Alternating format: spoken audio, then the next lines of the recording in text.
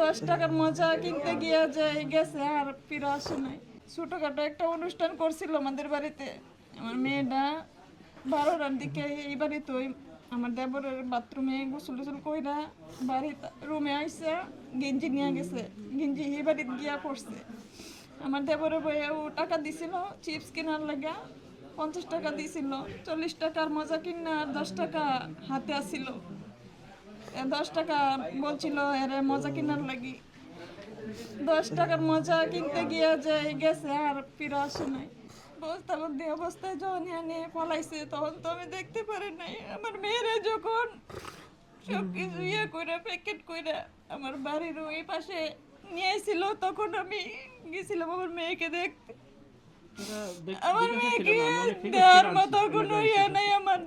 আমার মেয়ের মুখটা দেওয়া মাত্র আমার আর হুঁশ ছিল না।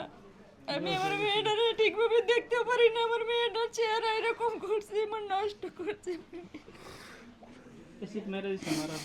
ব্যাটারির পানি ঢেলা দিছে। আমার মেয়েটার মুখটা একদম কালো হয়ে গেছে। আমার মেয়েটা চিনার কোনো ভাব নাই।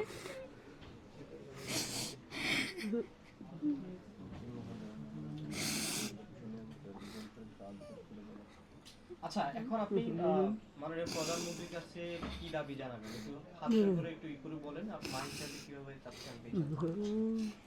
মাননীয় প্রধানমন্ত্রীর কাছে একটাই আমার দাবি, রামি স্যারে যেভাবে 19 দিনের মধ্যে রায় দিছে, আমার মেয়েটারে আমি চাই আমার মেয়েটার এইভাবে রায় হোক, ফাঁসি চাই যত তাড়াতাড়ি দ্রুত সম্ভব। আমার মেয়ের ফাঁসি চাই আমি। আজকে যদি জাইমা রহমান থাকতো তাইলে সরকার কি বিচার করলো, আজকে রামি স্যার যে তাড়াতাড়ি বিচার করছে, আমিও চাই আমার মেয়েরই যেন ফাঁসি হয়, তাড়াতাড়ি যেন দেয়। আমার স্বামী তো একজন প্রবাসী, আমার স্বামীর মনটা যেন একটু সান্ত্বনা নেওয়া যাইতে পারে দেশের থেকে। সরকারের কাছে এটাই দাবি চাই। আমার তো আরো 3টা মেয়ে আছে। আমার 3টা মেয়ের কি হইব? আমার মেয়েদের নিয়ে আমি কিভাবে থাকবো? আমার মেয়ের কে নিব, দায়িত্ব নিব কে?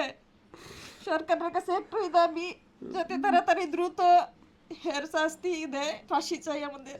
আর কিছু দাবি নাই। এই যে ইরশাদের বাবা তো কয়েকদিন পর চলে যাবে বিদেশে, এখন কি আপনার যে 2টা মেয়ে সন্তান রয়েছে ওগুলো নিয়ে আপনি কোনো আশঙ্কা প্রকাশ করছেন কিনা? যে 3টা মেয়ে নিয়ে কিভাবে যে থাকবো এই আশাই 3-24 ঘন্টা সারাক্ষণ আমি ভাবি যে আমার আরো 3টা মেয়ে আছে, এই 3টা মেয়ের দায়িত্ব কে নেবে?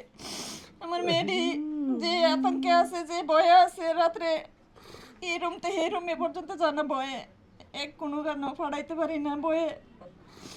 আজকে যদি এরা চলে যায় কিভাবে থাকবো 3টা মেয়ের নিয়ে, এই চিন্তা ভাবনাই আছি।